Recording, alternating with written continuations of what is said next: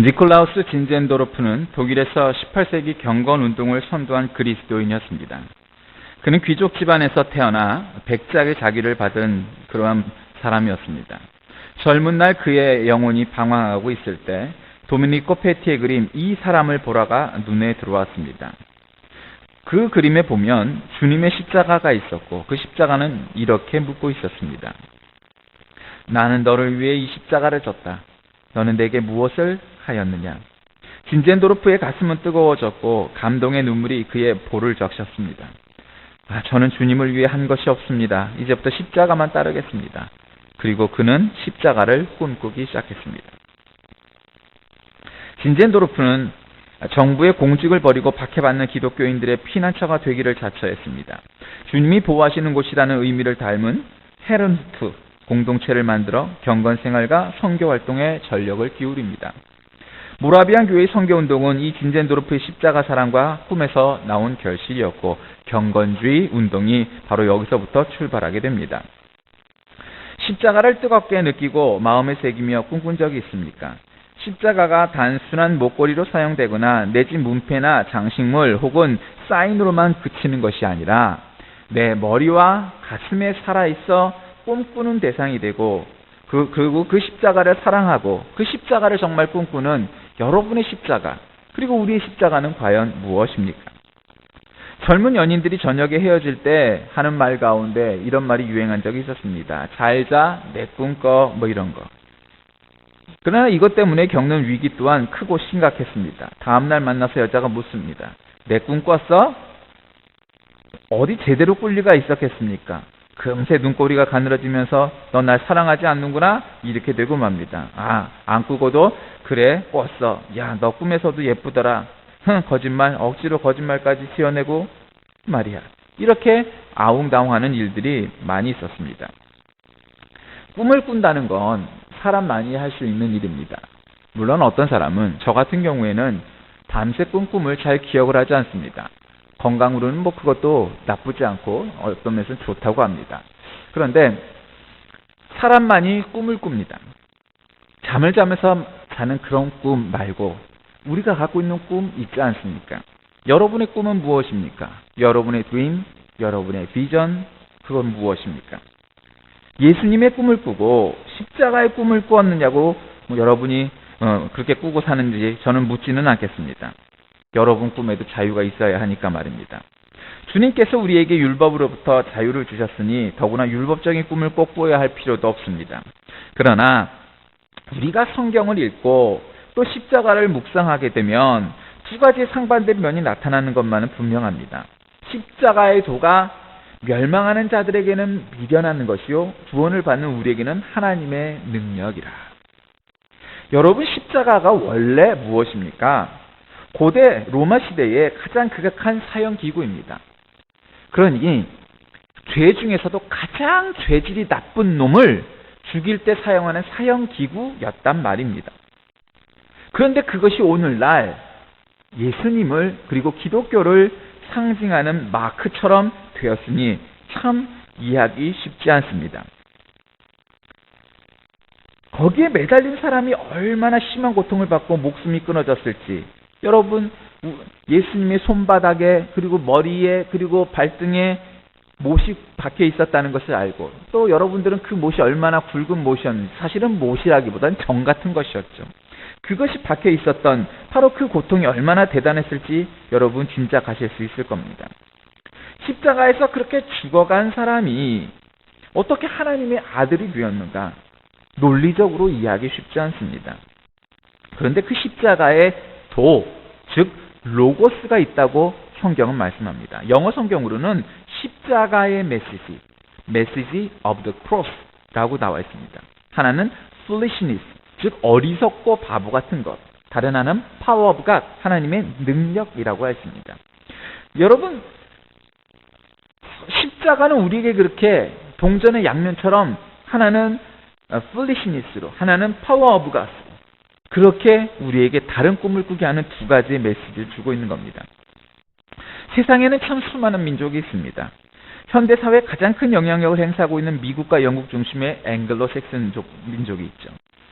그 근본 모태가 되는 게르만족, 또 러시아와 우크라이나 지역에 있는 대륙의 슬라브족, 지중해 지역의 라틴족, 또 그 인구만으로 엄청난 중국의 한족, 이런 대형 민족들의 틈바구니 속에서 동방 한반도를 차지하고 있는 우리 한민족은 사실 그 숫자로나 영토로 보면, 그리고 역사적으로 보면 그리 대단하다 보기가 쉽지 않습니다. 물론 고대 한때는 우리나라도 대륙을 떵떵거렸던 사실이 있습니다. 그러나 근세에 들어선 그와 같은 활동을 한 나라는 결코 아니었습니다. 그런데 여러분, 오늘날 우리 대한민국이 어떤 나라입니까? IT에서, 문화 콘텐츠에서 두각을 나타내고 있고요. 특별히 사실은 가장 먼저 대한민국이 글로벌화되고 세계를 좌지우지할 만큼 영향력을 끼치고 사람들에게 놀람을 줬던 것은 그건 K-팝이나 드라마나 혹은 한국 음식 이런 한류가 아니었고요. 사실은 교회가 최초의 한국의 한류 수출작이란 걸 여러분 아시겠습니까? 기독교는 일제시대 때 우리 민족 해방의 가장 근간이 되는 사상과 철학이었고, 또 실제로 그렇게 이끌었던 리더십이었습니다. 6.25 전쟁 때 그 상흔을 어루만지고 치유하고, 그리고 그들에게 먹을 것과 입을 것, 그리고 영혼을 감싸고 도움을 주었던 가장 기본적인 바탕이 바로 교회였습니다. 그리고 이 땅에 발전의 시대에 이 우리나라의 경제 발전 위해서 애쓰고 그와 같은 철학을 제공했던 것도 교회였습니다. 그와 더불어 우리 한국교회는 80년, 90년대까지 참으로 놀라운 성장을 했고, 그 와중에 세계에서 가장 많은 선교사를 보내는 나라들 세 손가락 안에 드는 나라가 되었습니다. 여러분, 이 보잘것없이 작은 나라라고 보여지는 대한민국, 그리고 그 교회가 드라마도 K-팝도 아닌 가장 먼저 한류 수출 품목으로 한국 교회의 복음이었다라는 사실을 우리가 되새겨본다면, 기독교가, 그리고 한국 교회가 그렇게 녹록치 않은 존재임을 자신감을 갖고 자부심을 가질 만합니다. 바울 사도가 살던 시대에 세계에는 지혜를 자랑하는 대표적인 민족 두 개가 있었습니다. 지혜 있는 자가 어디냐? 선비가 어디 있느냐? 이 세대 변론가가 어디 있느냐? 하나님께서 이 세상에 지혜를 미련하게 하신 것이 아니냐? 이런 말씀이 지금 나오죠. 여기에 나오는 선비란 유대인들을 지목하여 한 말씀입니다. 율법을 공부한 서기관들이 바로 그들의 대표격입니다. 한편 변론가란 것은 헬라인을 이야기하는 겁니다. 지금의 그리스에 사는 사람들입니다. 철학을 앞세우고 언변이 능한 사람들입니다. 여러분, 서양 사상의 근본이 이 히브리 사상과 헬라 사상, 즉 헤브라이즘과 헬레니즘, 이 두 가지 사상이, 즉 신학과 철학이 서양의 사상의 가장 큰 양대 산맥 아니겠습니까? 바로 그거를 말하는 겁니다. 유대인들은 표적을 구한다 했습니다. 이 사람들은 하나님의 이적을 중시해서 모세가 홍해를 가르고 엘리야가 갈멜산에서 바알의 선지자를 물리친 것처럼 그들의 눈에 보기에 기적적인 일들이 일어나는 것이 그들의 믿음의 표적이라고 말하는 겁니다. 그래서 그들은 예수님을 향해 지금 십자가에서 내려올지어다 그리하면 우리가 믿겠노라 외치며 예수님을 희롱하기도 했습니다. 만일 예수님께서 십자가에 내려오시면서 그 나무를 꺾어버리시고 세 개의 못을 구겨 던졌다라면 그가 메시아라고 자리에 엎드렸을 겁니다. 헬라인들은 지혜를 찾는 사람들입니다. 그들의 철학에 의하면 하나님은 인간에 의해 영향을 받는 존재가 아닙니다. 로고스가 어떻게 육신이 되어 오시고 십자가에 달릴 수 있느냐 하는 의심합니다. 자기들이 이해할 수 있고 설득력 있고 깨달을 수 있도록 해야만 하는 것이 지혜고, 그렇게 설득당해야만 믿는 것이 그들입니다. 최고의 선이 최악의 형틀에 있다는 것은 그들의 지혜로 볼 때 결코 논리적이지 않은 것이었습니다. 아직도 우리는 신앙적으로 유대인처럼, 지식적으로 헬라인처럼 그렇게 믿고 사는 것은 아닙니까? 믿음의 중심인 십자가를 외면한 채 표적을 쫓는 것에 관심이 더 큰 사람들이 있습니다. 흔히 은사주의, 오순절 계통의 사람들입니다. 그리스도의 십자가를 미련한 것으로 만들어 버리기도 합니다. 자신의 지식에 의존하는 사람들은 십자가의 구원이라는 것이 어떤 학문과도 일치하지 않는다 해서 멸시하기도 합니다. 흔히 보수주의, 근본주의, 세대주의 혹은 장로교의 가장 보수적인 그런 사람들이 빠지기 쉬운 논리입니다. 여러분, 우리가 이러한 속에서 오직 기독교의 본질인 즉 십자가, 그 십자가를 분명히 붙잡고, 특별히 여러분이 하나님 앞에 고백하고 여러분이 하나님과 만난 바로 그 십자가를 체험하고 고백하고 또 여러분의 십자가를 지는 우리 모두가 되시길 바랍니다. 같은 사물을 바라볼지라도 어떤 마음을 갖고 보느냐에 따라 크게 다른 결과가 나타나기 마련입니다. 떠오르는 둥근 달을 보며 신앙인들은 하나님의 오묘하고 완전한 섭리를 떠올릴 수 있습니다. 연애하는 청춘들에게는 그것이 얼마나 분위기 있는 무드등보다, 이 세상에 어떤 무드등보다 무드가 있는 등이 되겠습니까? 돈에 정신이 팔린 사람들은 그것이 금화나 동전처럼 보일 것이고, 술을 찾는 사람들에게는 그것이 술잔처럼 보이고, 과학을 추구하는 사람들에게는 저 달이 무엇으로 형성되어 있을까 하는 것으로 보이기 마련입니다. 십자가는 어떤 꿈을 꾸면서 무슨 생각으로 바라보아야 할 것인가? 바로 놀라운 말씀이 오늘 하나님의 말씀 가운데 있습니다. 즉, 십자가의 도는 구원 백성에게는 하나님의 능력, 즉 강한 힘이라고 하였습니다. 죄를 이기게 하는 힘, 그리고 능력이 바로 이 십자가에 있음을 믿으시길 바랍니다. 우리의 삶을 완전히 바꾸게 하는 파워, 능력이 발산되는 것도 바로 거기이고, 화평과 기쁨의 능력도 바로 거기에서 나오고, 앞서 소개한 진젠도르프의 헤르누트 공동체의 사람들은 말을 많이 하지 않고 금욕적이며 좋은 옷도 입지 않은 채 검소함을 추구하는 공동체, 경건주의 운동을 만들어갔습니다. 사는 재미도 없고 무슨 그런 바보 같은 생활을 하느냐 말할 수도 있겠지만, 그러나 오직 십자가를 바라보며 다른 사람의 영혼을 구하는 일에만 관심을 둔 삶이 화평과 기쁨을 그들에게 가져다 주었고, 그들은 가장 큰 기쁨 속에서 하나님의 능력을 체험한 아주 행복한 삶을 살 수 있었습니다. 십자가를 고요히 바라보고 또 꿈꿔보십시오. 이 도리를 깨닫는 순간 마음의 중심에 변화가 오고 구원의 확신이 옵니다. 이 세상의 지혜를 자랑했던 유대인들이 십자가를 거리낌으로 바라보았고, 헬라인들이 십자가를 미련한 것이라고 했으나 하나님의 어리석음이 사람보다 지혜롭고 하나님의 약하심이 사람보다 강하니라 하는 말씀을 생각해 보십시오. 십자가의 구속보다 더 지혜로운 일은 세상에 없고, 십자가보다 더 강한 구원의 믿음 어디에서도 찾을 수 없음을 깨닫게 될 것입니다. 사람은 누구나 고통과 죄악을 꿈꾸려 하지 않고 그것을 추구하지 않습니다. 자기 자신이 기뻐할 일, 행복하기를 꿈꾸는 것이 사람입니다. 그런데 여러분, 십자가는 미련하고 수치스러운 것이라면 우리가 어떻게 그것을 꿈꾸겠고 어떻게 그 십자가를 질 수 있겠습니까? 그런데 역설적으로 십자가의 도는 하나님의 능력이고, 우리의 삶 자체는 물론 꿈에서까지도 함께 있어야 할 힘임을 믿으시길 바랍니다. 바로 그것이 우리에게 주는 일종의 시험처럼 느껴질 수도 있습니다. 이를테면 벼랑에 붙들린 사람이 지금 쥐고 있는 밧줄을 놓아라, 그러면 살 것이다. 여러분, 그런데 그 밧줄을 놓기가 쉽겠습니까? 놓을 수 없습니다. 놓기 쉽지 않습니다. 그런데 문제는 그 벼랑이 그다지 높은 벼랑이 아니어서 밑에 그 아이의 아버지가 있어서 그것을 놓으면 이 아빠가 너를 붙잡아 주겠느라고 밑에 서 있다면 어떻겠습니까? 그것을 붙잡고 있는 것보다 아래로 떨어져서 아버지에게 안기는 것이 훨씬 편하고 안전할 거란 사실을 여러분 기억해야 합니다. 그런데 우리는 밑에 계신 하나님 아버지는 바라보지 못하고 이 붙들린 밧줄을 보면서 내가 이 밧줄을 놓으면 죽을 것 같은, 떨어질 것 같은 그 생각만을 하고 내 힘에만 의지하는 것 아니겠습니까? 옛날 약한 사람 4명이 살았답니다. 첫째 사람은 고향 떠난 나그네인데 늙도록 혈육도 두지 못한 외로운 노인이었습니다. 두 번째 사람은 용모나 신장이 아주 볼품없던 청년이었는데 풍채 좋은 형들과는 달리 늘 밖에 나가서 막리를 해야 했던 사람입니다. 그 다음으로는 성격이 아주 경망스러웠던 위인인데 의지가 약해 자기가 한 일을 곧 후회하곤 했던 사람입니다. 넷째로는 몸에 병이 많고 고집이 세서 항상 염려의 대상이 되었던 사람이랍니다. 그런데 성경에서는 이 사람들의 행적을 통해 세상이 바뀌었다고 합니다. 하나님의 능력이 이들에게 임한 까닭입니다. 세상이 약한 것들을 택하사 강한 것들을 부끄럽게 하려 하시며, 이렇게 27절에 말씀합니다. 외로운 나그네는 바로 누구인지 아십니까? 믿음의 조상 아브라함입니다. 외소한 청년이란 바로 골리앗을 쓰러뜨렸던 이 소년 다윗이었습니다.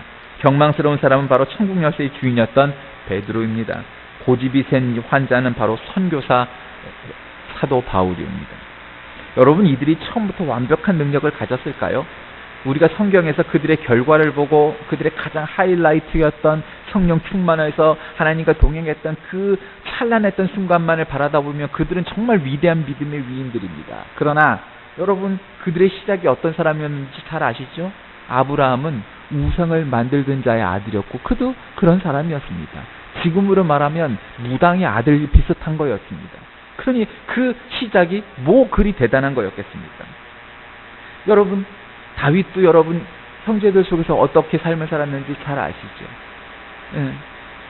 형제들 중에서 뭐 가장 잘난 그런 아들이 아니었습니다. 그런데도 그 보잘것없는 소년 다윗은 자기의 배가 넘는 골리앗을 쓰러뜨린 그런 위대한 장군이 되었습니다. 베드로 여러분 잘 아시죠? 그는 배운 것도 없고 무식한 어부에 불과했습니다. 그는 심지어 성격도 괴팍하고 급해서 예수님이 만류하고 있는 와중에도 칼을 들어서 사람의 귀를 잘랐던 그런 사람이었습니다. 예수님 앞에서 내가 수제자예요 뭐 이렇게 우겼던 사람이었는데도 달기 울기 전 3번이나 예수님을 부인했던, 그것도 여종 앞에서 창피하게도 아주 부끄럽게도 나는 저 사람을 몰라요 부인하였던 바로 그런 부끄러움이 있는 사람입니다. 사도 바울, 여러분 예수쟁이라면 예수쟁이마다 만나는 족적마다 잡아 족치려고 앞장을 섰던 아주 엘리트 중에 엘리트였지만 복음적으로 보면, 믿음으로 보면 참 흉악하게 짝이 없는 괴수 중에 괴수였습니다. 그의 표현처럼. 그런데 그런 자 4명은 삶 속에서 십자가를 만나고 그들의 십자가를 지기 시작하고 그들의 실존적으로 자신의 삶에 지어야 할 십자가가 무엇인가를 인식하게 되고 깨닫게 되었을 때 그들의 삶 속에 하나님의 능력, 파워 오브 갓이 들어가게 되었고 그들의 삶이 달라져 십자가의 도가 발휘되었다고 할 수 있습니다. 십자가 예수님은 아드람과 다윗과 베드로와 바울과 같은 사람들을 변화시켰고 그들이 위대한 믿음의 사람으로 변할 수 있게 만들어 주셨습니다. 갈라디아서 6장 14절 말씀에 보면 그러나 내게는 우리 주 예수 그리스도의 십자가 외에 결코 자랑할 것이 없으니 그리스도로 말미암아 세상이 나를 대하여 십자가에 못 박히고 내가 또한 세상을 대하여 그러하니라 말씀하셨습니다. 오늘의 말씀을 받았던 고린도 교회의 그 교인들은 지혜로 말하자면 헬라 철인 같지도 않았고 문벌로 따지면 로마 귀족에 비할 바가 아니었고 초기 교회 사람들을 비방하고 조사하는 문서 가운데는 교인들을 가리켜 개미, 개구리, 벌레 등으로 비하해서 표현한 것들이 있습니다. 그 당시 권세를 주고 지혜자로 군림하였던 사람들이 자기들의 오만을 이런 식으로 과시했던 것입니다. 하나님께서는 그리스도인들을 통하여 세상의 권력을 부끄럽게 만드실 겁니다. 지금 이 시대 그리스도인인 우리는 과연 어떠한 존재로 살아가고 있습니까? 이해인 수녀의 몽당 연필이라는 시를 보면 너무 작아 손에 들 수도 없는 연필 한 개가 누군가 쓰다 남은 이 초라한 토막이 왜 일이 정다울까? 욕심 없으면 바보 되는 세상에 몽땅 주기만 하고 아프게 잘려왔고 대가를 바라지 않는 깨끗한 소멸을 그 소박한 생명을 본받고 싶다. 해픈 말을 버리고 진실만 표현하며 너처럼 묵묵히 살고 싶다. 묵묵히 아프고 싶다. 이렇게 노래했습니다. 주기만 하고 손해만 보기만 하고 하는 이 한 조각 몽당 연필처럼 소멸되어가는 인생. 그러나 이것이 하나님의 뜻에 순종하는 길이라면 그렇게 묵묵히 살고 싶다는 신앙이 나타나지 않습니다. 우리는 앞서 약한 4사람의 모습을 살펴보았습니다. 그때 그보다 더 약한 모습이 있습니다. 예수 그리스도께서 이 세상에 오셔서 십자가 고난을 당하시고 더할 나위 없이 초라하게 약하게 죽으신 사실입니다. 그러나 이 십자가가 구원의 완성이 되었고 부활의 질이 되었고 하나님의 능력의 핵심이 되었다는 사실입니다. 무엇보다 이 세상에서 가장 강한 은혜, 가장 강력한 은총이 바로 이 십자가를 통해 온누리에 퍼지게 되었다는 사실입니다. 그런 것이 그 십자가의 도를 믿는 자들은 영생의 자리로 나가게 되었습니다. 31절 말씀에 사랑하는 자는 주 안에서 자라라 말씀하셨습니다. 이 말씀은 오직 그리스도 안에서만 지혜, 의로움, 거룩함, 구원을 추구해야 한다는 것입니다. 아울 하나님 앞에서의 겸손을 가르치시기를 다음에 나오는 잠언의 말씀은 우리에게 중요한 교훈을 주시는데 잠언 27장 1절 말씀에 너는 내일 일을 자랑하지 말라 하루 동안에 무슨 일이 일어나는지 네가 알 수 없습니다. 마루 위의 램프가 자랑을 시작합니다. 나는 참 밝다. 해와 별보다 더 밝다. 바람이 불어오자 등불을 힘없이 꺼지고 맙니다. 주인이 다시 램프에 불을 붙이며 말합니다. 자랑하지 말아라. 약한 손수라. 태양과 별 빛은 꺼지지 않는단다. 한순간 빛이 다 꺼지는 약한 네가 어찌 자기의 자랑이 심할까? 알려진 이솝부와의 이야기 중에 한국적입니다. 여러분, 옛날에는 전기가 없어 시골에 가면 진짜 불을 켜지 않았습니까? 조그만 사기그릇에 기름을 담아 심지를 만들고 그 끝에 불을 붙입니다. 그것이 좀 발달돼서 우리가 남포등이라고 말하는 것이 있습니다. 유리 병 안에 그름을 막기 위해서 이렇게 만들어진 장치여서 그저 사기그릇에다 만드는 것보다는 더 편하고 좋았습니다. 그런데 여러분, 지금 그것에 비한다면 LED 정말 전기료도 적게 들고 더 오래가는 그러한 등이 얼마나 많이 생겼습니까? 그렇다고 여러분, 이 등빛이 햇빛에 나가면 어떻게 되겠습니까? 이것은 태양하지 않은 토달것없는 빛입니다. 이 빛은 부끄럽기 짝이 없는 빛입니다. 이것은 빛이라고 말할 수 없는 그러한 빛입니다. 하나님 앞에서 저는 자랑할 것이 없습니다. 하나님 앞에서 내세울 것이 없습니다. 이것은 당연한, 마땅한 우리들의 하나님 앞에서의 태도이며 자세일 수밖에 없습니다. 자랑할 것이 없는 삶, 하나님 앞에서 부끄러울 수밖에 없는 삶, 초라하게 할 수밖에 없는 삶, 이것이 우리입니다. 우리가 주님의 십자가 앞에 나아가 무엇을 자랑하겠습니까? 하나님께서 우리에게 십자가를 통해 구원을 허락하셨는데 그 구원을 받은 우리에게 하나님이 바로 그 십자가의 능력을 허락해 주실 것을 믿으시기 바랍니다. 아브라함으로부터 모세로부터 시작하여서 우리 모두에게 이어진, 즉 예수 그리스도를 믿는, 하나님을 믿는 우리 하나님의 자녀에게는 바로 그와 같은 능력이 임하실 것입니다. 와트의 찬송시 주 달려 죽은 십자가, 그 찬송가 149장에 보면은 십자가의 능력이 우리의 겸손한 마음을 조용히 흔들어 주십니다. 주 달려 죽은 십자가, 우리가 생각할 때 세상에 속한 욕심을 헛된 줄 알고 버리네 죽으신 구주밖에는 사랑을 말게 하셔서 고열의 공로 힘입어 교만한 마음을 버리네, 이렇게 말합니다. 사랑하는 교우 여러분, 우리는 둘이 주님의 십자가를 바라보며 구원을 얻었고 영생을 얻었습니다.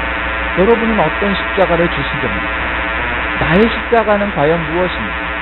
그 십자가를 눈이 들 때 비로소 진정한 하나님의 자녀 그리스도의 제자로 살아가는 것이고, 그것이 복음을 믿고 영생을 얻은 그리스도인들의 발언이 되어야 할 것입니다. 만약 우리가 귀에 목에 십자가를 걸고 다니지만, 그리고 다른 사람 앞에 그리스도인이라고 말을 하지만, 그러나 실제 우리가 십자가를 지지 않는다, 우리는 참된 그리스도인도 아니고 참된 구원과 영생을 얻은 사람도 아니고 하나님의 자녀도 아닐 뿐입니다. 여러분의 십자가는 무엇입니까? 여러분의 그 십자가를 쥐고 사십니다. 오늘 하루가 되시고 한 시간이 되시길 바랍니다. 살아계신 하나님, 주님께서 십자가에 달려 죽으심으로 가장 지각무도한 죄인들이 죽어야 할 자리에 본엄하신 하나님의 아들이신 예수님께서 바로 그곳에 달리셨습니다. 그러나 그것은 단지 수악하고 혐오스러운 자리가 아니었고, 바로 그 가장 세상에서 낮고 험한 자리를 세상에 빛이 되고 구원에 이르는 길로 만드신 우리 주님이셨습니다. 우리도 예수님처럼 가장 낮고 작은 자리에서 바로 십자가의 능력을 발휘하여, 하나님의 능력을 발휘하여 그곳이 구원의 자리가 되게 하시고 영광의 자리가 되게 인도하여 주옵소서. 예수님의 이름으로 간절히 기도드립니다.